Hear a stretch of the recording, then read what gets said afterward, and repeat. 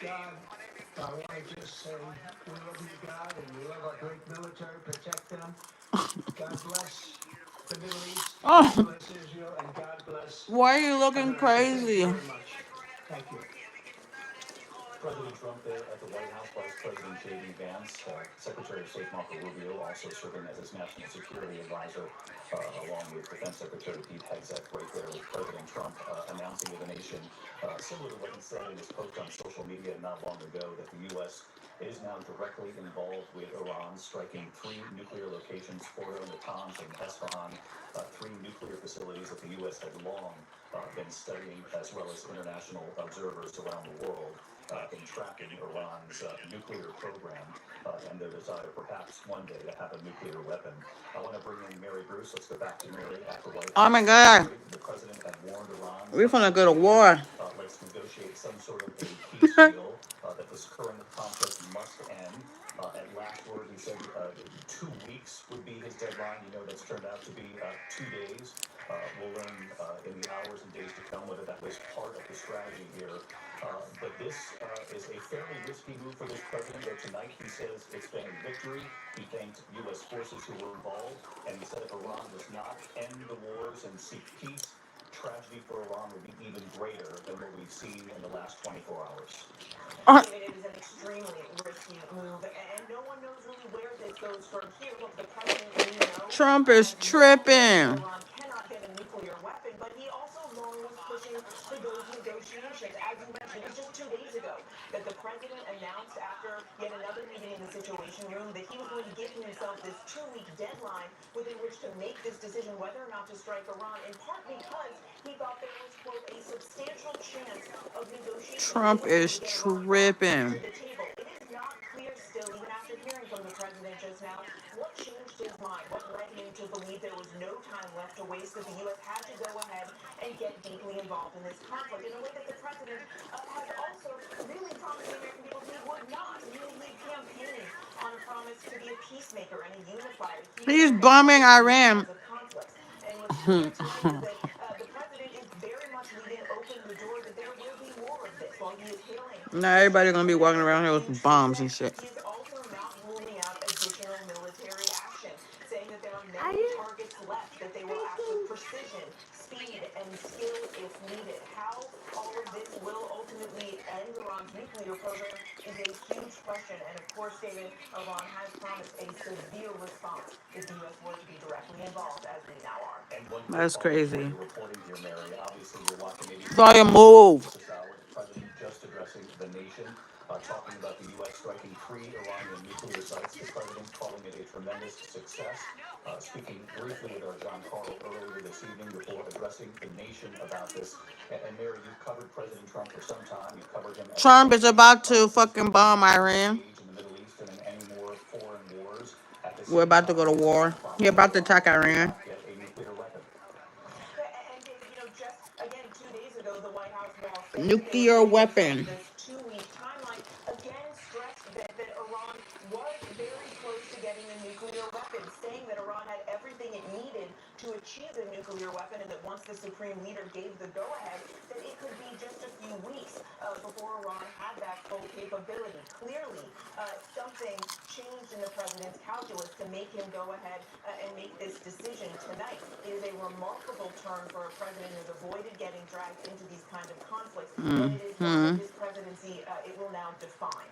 That is for sure. Our chief White House correspondent, Mary Trump Bruce, is with us tripping, live bro. here tonight. Mary, thank you. I want to bring in John Carl, our chief Washington correspondent. John, I was struck that you were able to connect with the president even before he addressed the nation tonight.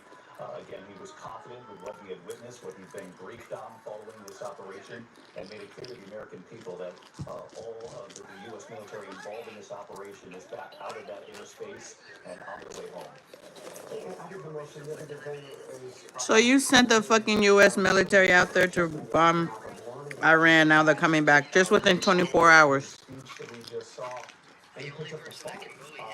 That was a measure of how eager But you're he saying it's was gonna be to worse for say them what he said than what was they're going through now. certainly a tremendous Why success. the fuck is you even in Iran? Details of the What they what? operation, about the very difficult questions, David, of what are the next steps? What happens with Iran? What happens with Iran's efforts to retaliate. We heard some of that this week, but just now, when he No. said the attacks will be far greater and much easier You know what I if said Iran last doesn't night? attempt the United I States. said, But one David, we are minute. in a good phase Got some here right popcorn. now. I think it is Yeah. without question the most consequential decision that we have ever seen Donald Trump make. He looks like a fucking pumpkin. Highly unclear what direction it will Huh. go. Will it be consistent with his promise to end the forever war? That's the argument that's being made tonight by the president's advisors. They're saying that what this has done is finally the American president has taken care of an Iranian threat that has bedeviled the United States for nearly a half a century. Finally, an American president has ended a threat that has killed a lot of Americans, as you heard the president mention, the attacks on American troops, especially in Iraq. But the question is, did it end the threat, or did it create another new and more dangerous chapter in the U.S.-Iran conflict? And no question, it is a new chapter. John Carl with the willingness to get on the phone with you, saying that the president was very pleased with the outcome of this operation tonight.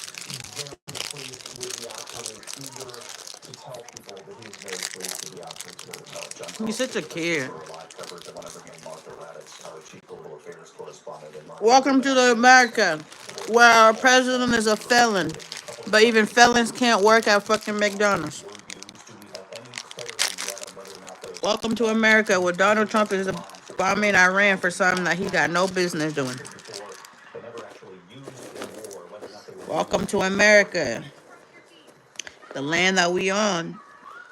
You're kicking illegals out, but the land that we're on is stolen land.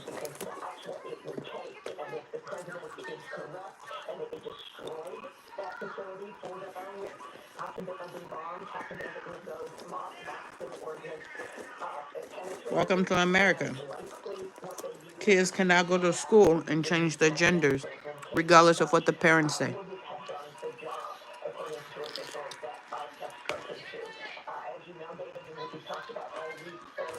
Welcome to America.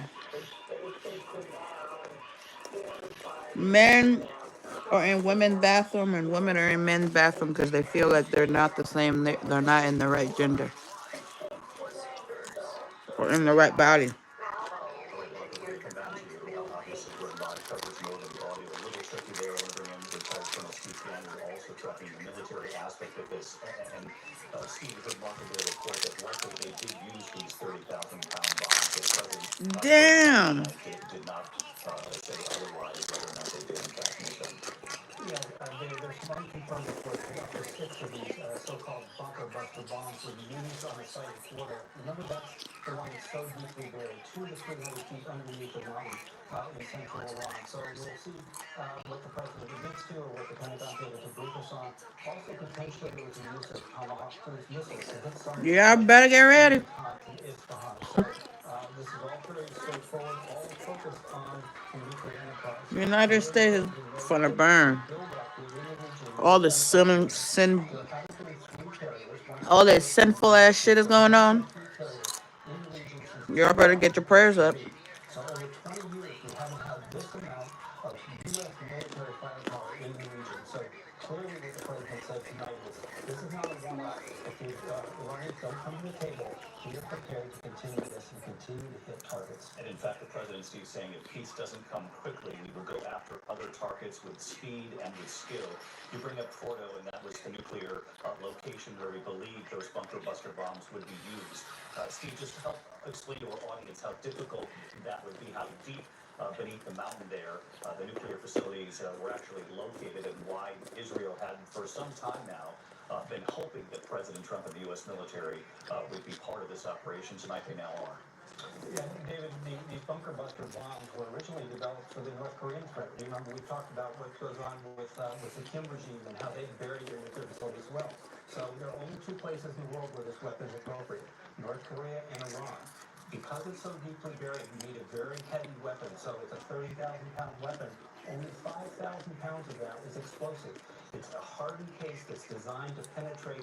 It has a fuse that can actually count floors as it goes through down to these buried targets. So The only country in the world, or the only country in the world, at least in the free world, that has bombers is the United States. The That's Israelis only fucking have fighters. insane. They don't have anything that can carry a weapon of this size and weight.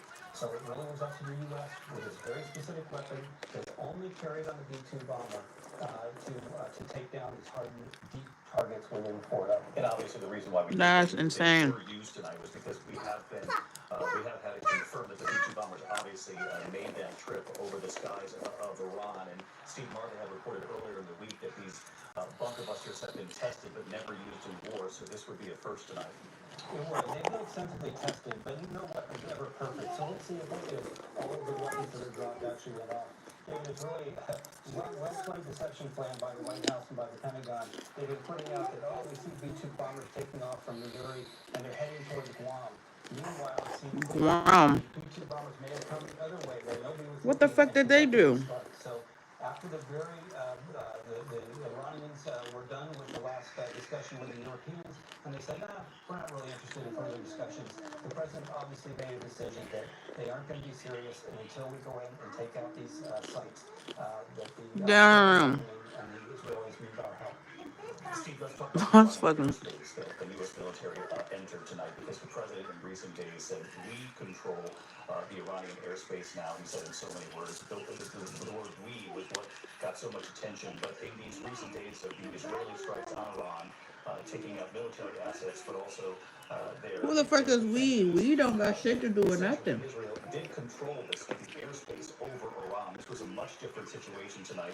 That the U.S. You did was that. able to fly into the You skies talking about over we the Iran. nation. And We the the nation U.S. did not do Pentagon, shit. White House surely knew that We this the was nation been minding our a business. window of opportunity, unlike what has been seen in years prior. So, Protesting. yeah, people may say, well, why do we need a stealth bomber if there's no air defenses? So the B-2 is very capable of flying into, say, a China scenario where they would be looking for So they're low key saying we about to be under attack. the skies over Iran. That's And this part pretty is much what not I'm getting. surprising. Remember back in October of last year, David, when the Israelis struck Iran, we knew that they took out almost all of their air defenses. So we know that for months, Iran has been essentially blind and defenseless to any attacks from the air. And we've seen this over the past 89 days where the Israeli Air Force is operating with impunity. What's really shocking and is extraordinary is the human intelligence that Mossad has been able to develop, finding all those scientists, finding all those people, and just taking them out within the first few minutes. Steve, my boy. For our coverage, Steve, stick with us here. We'll come back to you, I'm sure. I want to bring in Matt Guffin also following our coverage tonight. And Matt, as you know, Benjamin Netanyahu in contact with President Trump Israel tonight. We also know that the Prime Minister has addressed the Israeli people just a short time ago. They have been hoping that President Trump. President Trump, you about to piss me off now. To have direct involvement in Iran, and that's what's played out here tonight. And that's exactly what played out here, and this is something that Prime Minister Netanyahu has been hoping for, not just in the past 10 days since this campaign began, but for many, many years. He has been hoping, praying for a U.S. president to come to its aid, because Israel does a lot of the work. They have one of the most capable fleets of air forces in the Middle East, possibly the world. But as Steve mentioned, they do not have bombers. They have fighter bombers. They can carry 2,000-pound bombs for nothing greater than that. So they need whatever buster capability the United States has. It doesn't make me go in. But not the amount that can have, essentially, to transfer their entire air force from the theater around Israel directly over Iran. Go plug it in. 2,000 kilometers away, about 1,500 miles or so, a little bit less. A source telling me also that the U.S. and Israel had wargamed this. They had practiced this in the past year. That happened initially during the Biden administration. So this is not something that just... Watch out! You gonna pull that TV on us. Been working on this in a novel way over the past year. That source also telling me that they are confident that the damage done Leave it. specifically, but also the other sites, is quote irreversible. Now they anticipate that there will be some sort of Iranian reaction. There has to be some sort of retaliation. The estimation and the Israeli defense and military Pick it up. right now that it's going to be measured. You just standing there. Because the Iranian regime, David, wants to